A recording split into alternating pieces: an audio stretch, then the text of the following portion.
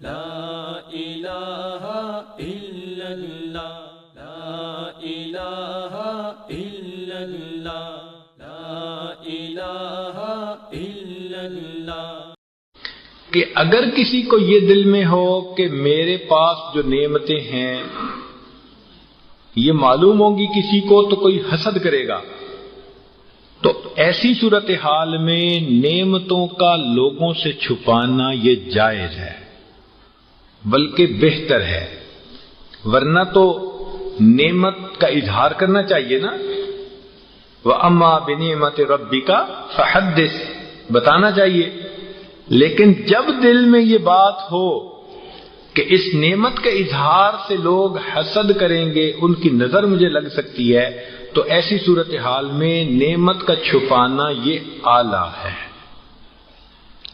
دوسرا، نظر بد سے بچنے کے لیے تدبیر کرنا یہ شرعاً جائز ہے۔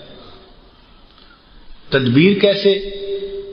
کہ جیسے ابو جعفر رضی اللہ عنہ کی اولاد وہ کمزور ہوتی تھی، جلدی بخار ہو جاتے تھے، بیمار ہو جاتے تھے، تو ان کے بارے میں صحابیہ نے پوچھا، اے اللہ کے نبی صلی اللہ علیہ وسلم یہ بہت بیمار ہو جاتے ہیں، میں ان کو کوئی پڑھ کے دم کر دیا کروں؟ تو نبی علیہ السلام نے فرمایا ہاں کر دیا کرو۔ تو نبی علیہ السلام نے حدیث مبارکہ میں کچھ پڑھ کے کلمات، قرآن کی آیات ہوں یا حدیث کی دعائیں ہوں، تو دم کرنا اس کو بھی آپ نے جائز فرمایا۔ ایک اور صورت ہے کہ اگر نظر لگے جس کی وہ قریب ہو تو اسے بتا دینا بھی بہتر ہے۔ ہم نے دیکھا ہے چھوٹے بچوں کو کئی دفعہ ماں کی نظر لگ جاتی ہے، باپ کی نظر لگ جاتی ہے، تعجب سے دیکھتے ہیں، بچے پیارے ہوتے ہیں، پھول کی طرح ہوتے ہیں، تو اپنوں کی نظر لگ جاتی ہے۔ تو اس لیے اگر ایسی صورت ہو تو اس کو بتا دیا جائے کہ بھئی تم بہت خوشی کا اظہار کر رہی ہو، تمہیں بہت اچھا لگا، پیارا لگ رہا ہے، تو تم ماشاءاللہ کہہ دو۔ اس لیے اس کو عادت بنانی چاہیے۔ ایک مسئلہ اور کہ اگر بندے کو کسی کی کوئی چیز اچھی لگے، مثال کے طور پہ بچہ ہے وہ بہت پیارا لگا، تو اگر دیکھنے والے کو تعجب ہوا تو شریعت کہتی ہے کہ اس کی نظر لگنے کا چونکہ احتمال ہے، اب اس پر ماشاء اللہ کا پڑھنا واجب ہو گیا ہے، اور ہمیں عادت ہی نہیں ہے اس کی، ہم شاید اس سے بالکل ہی بے فکر ہیں۔ تو یہ الفاظ ہر وقت یاد ہونے چاہیے۔ کسی کا گھر دیکھ کے اچھا لگا، کسی کا لباس اچھا لگا، کسی کی شخصیت اچھی لگی، بچہ اچھا لگا، کوئی نعمت کسی کو ملی اچھی لگی، تو ماشاء اللہ اور بارک اللہ، یہ دو الفاظ کثرت کے ساتھ استعمال کرنے چاہیے۔ اور آخری چیز کہ جس طرح نظر لگ سکتی ہے، اب اس کو اللہ تعالیٰ اگر چاہیں تو وہ محفوظ بھی فرما سکتے ہیں بندے کو، تو نظر پر بھروسہ نہیں بلکہ اللہ کی ذات پر بھروسہ کرنا چاہیے اور مدد اس سے مانگنی چاہیے۔ ساری دنیا مل جائے نقصان دینے کے لیے، نقصان نہیں دے سکتی جب تک اللہ تعالیٰ نہ چاہے، اور ساری دنیا مل جائے نفع پہنچانے کے لیے اور اللہ تعالیٰ نہ چاہے تو دنیا نفع نہیں پہنچا سکتی۔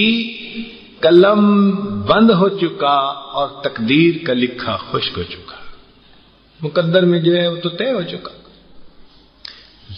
تو اس لیے نظر ہے بھی برحق، بچنے کی کوششیں اعمال بھی کرنے چاہیے، مگر گھبرانا بھی نہیں چاہیے کہ نفع نقصان ہوتا اللہ کے ہاتھ میں ہے، نظر اللہ کی ذات پر رکھنی چاہیے۔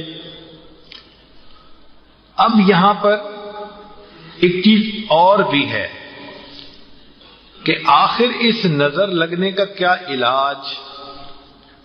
تو سیدنا عثمان غنی رضی اللہ عنہ تو بچوں کے بارے میں فرمایا کرتے تھے کہ جب بچوں کو نہلاؤ، کپڑے پہناؤ، تو ان کی تھوڑی کے اوپر ایک نقطہ لگا دیا کرو سرمے کا۔ تو تھوڑی کے اوپر ایک نقطہ لگا دو، تو یہ بھی سیدنا عثمان غنی رضی اللہ تعالیٰ عنہ کا یہ عمل ہے جو لکھا گیا۔ نبی علیہ الصلوۃ والسلام نے کچھ دعائیں بتائی ہیں جن کو انسان اگر پڑھ لے تو پھر اللہ رب العزت محفوظ فرماتے ہیں۔ ایک دعا ہے اعوذ بکلمات اللہ التامۃ من شر ما خلق، یہ دعا بھی یاد کر لینی چاہیے۔ ایک دعا اور ہے اعوذ بکلمات اللہ التامۃ من کل شیطان وحامۃ ومن کل عین لامۃ۔ دیکھا، نظر کا بھی تذکرہ آ گیا، تو اس سے معلوم ہوا کہ اس حدیث مبارکہ کی دعا کو پڑھیں گے تو اللہ رب العزت نظر بد سے محفوظ فرمائیں گے۔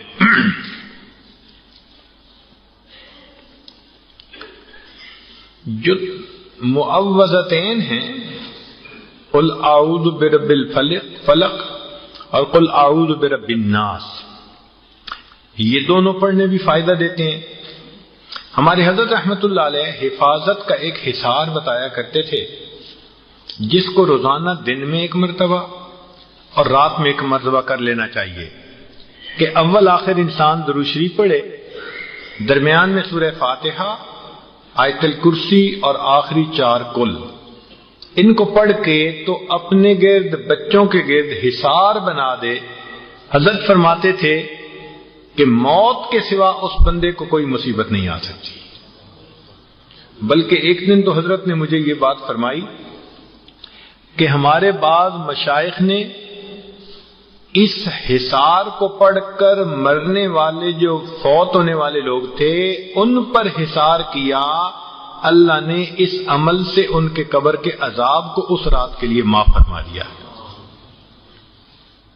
تو اللہ کا کلام ہے، برکتیں ہیں اس کی۔ عورتیں اگر یہ حدیث مبارکہ اور کلام الہی کی بات کو یاد کر لیں تو پھر ان کو ضرورت ہی نہیں پڑے گی کسی کے پاس جانے کی۔ آج کل جو عاملین ہیں نا، عمل کرنے والے، عملیات کرنے والے، ان کا کاروبار بڑا نفع میں جا رہا ہے۔ وہ والی بات ہے کہ ایک فقیر دونوں ہاتھ میں کشکول لے کے جا رہا تھا مانگنے کے لیے، تو کسی نے کہا بھائی فقیر تو ایک ہاتھ میں کشکول پکڑتا ہے، تم دونوں ہاتھوں میں کشکول پکڑ کے لا رہے ہو۔ کہتے ہیں میں بھی ایک میں ہی پکڑا کرتا تھا، میری کمپنی کو بہت نفع ہوا، اب میں نے ایک برانچ اور کھول لی ہے۔ تو آج کل لگتا ہے عملیات والوں کی برانچیں دونوں کھل گئی ہیں۔ جس بندے کو دیکھو نظر پڑے گی، کہیں گے تیرے اوپر اثر ہو گیا ہے، کسی نے کچھ کر دیا ہے، اور پہلے ہی ذہن میں باقی ساری تفصیل ہوتی ہے، ہاں چچا نے کیا، پھپھو نے کیا، ہاں میرے بھائی، بڑے بھائی نے، بڑے بھائی کی بیوی نے کیا۔ وَيَقْطَعُونَ مَا أَمَرَ اللَّهُ بِهِ أَن يُوصَلَ، جن رشتوں کو اللہ نے جوڑنے کا حکم دیا ان کو توڑ دیتے ہیں۔ اور اس بات کی سمجھ آج تک نہیں آئی کہ یہ تو بتاتے ہیں کہ تیرے اوپر کسی نے کچھ کر دیا، مگر اس کا علاج نہیں کرتے۔ کوئی کہ جی علاج کرو، کہتے ہیں اپنے پیر صاحب کے پاس جاؤ، تو بھائی ڈائگنوسٹک سینٹر کھولا ہوا ہے فقط، کہ جو آیا اسی کو کہا تیرے اوپر اثر ہے۔ کیا ضرورت ہے کسی کو کنفیوز کرنے کی؟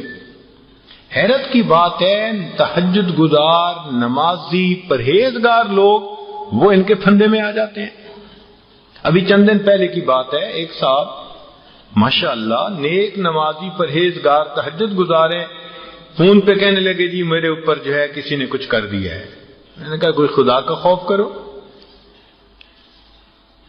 اگر ایک انسان اتنا نیکوکاری کی زندگی گزارتا ہو، قرآن کا حافظ ہو اور شریعت و سنت کا اہتمام کرنے والا بندہ ہو، اس کے اوپر بھی اگر عملیات کا اثر ہونے ہے تو پھر پیچھے کیا بچا؟ تو ان چیزوں سے گھبرانے کی ضرورت نہیں ہے۔ ہوتا یہ ہے کہ چھوٹی موٹی بدنی بیماری ہوتی ہے، اور وہ جب بندے کو کہتے ہیں نا کسی نے کچھ کر دیا، تو پھر بندہ ذہنی مریض بن جاتا ہے، نفسیاتی مریض بن جاتا ہے۔ پہلے مریض نہیں ہوتا، اب پکا مریض ہو جاتا ہے، نفسیاتی اثر ہوتا ہے بندے کے اوپر۔ تو عملیات والوں کے پیچھے نہ جائیے۔ ہمارے حضرت فرمایا کرتے تھے کہ کامل بننا عامل نہ بننا، کامل بننا عامل نہ بننا، یہ عملیات والوں کے پیچھے جانے کا کوئی فائدہ نہیں۔ بس اللہ پہ بھروسہ کریں، جو آیات جو احادیث ہمیں دین نے بتائی ہیں ان کو پڑھیں، ان دعاؤں کو پڑھنا شروع کریں، اللہ تعالیٰ ان کی برکت سے ہمیں عملیات والوں کے برے عمل سے خود محفوظ فرمائیں گے، ضرورت ہی نہیں پڑے گی کسی کے پاس جانے کی۔ تو یہ بات ذہن میں رکھ لیں کہ یہ تعوذ جو ہے اس کو پڑھیں، چاروں کل پڑھیں، تاکہ اللہ رب العزت ایسی چیزوں سے ہماری حفاظت فرمائے۔ ایک نقطہ اور بھی کہ اگر جس نظر کے اندر ہوس ہے، حرص ہے، حسد ہے، عداوت ہے، وہ نظر اگر اپنا اثر دکھا دیتی ہے تو جس نظر کے اندر محبت ہو، شفقت ہو، اخلاص ہو، پھر وہ محبت اپنا اثر کیوں نہیں دکھا سکتی؟ ہمارے بزرگ جو ہیں ان کے دلوں میں اخلاص ہوتا ہے، محبت ہوتی ہے، شفقت ہوتی ہے، اور ان کی نظر بھی اسی طرح اپنا اثر دکھا دیتی ہے۔ تو بری نظر بندے کو بیمار کر دیتی ہے اور اچھی نظر بندے کو گناہوں سے نجات دے دیتی ہے۔ اسی لیے اللہ کرے کہ ہم بھی کسی کی نظر میں رہیں۔ آنکھوں میں بس گئی ہیں قیامت کی شوخیاں، 2-4 دن رہے تھے کسی کی نگاہ میں۔ کسی اللہ والے کی نظر میں رہنا یہی تو اس کا مسئلہ ہے۔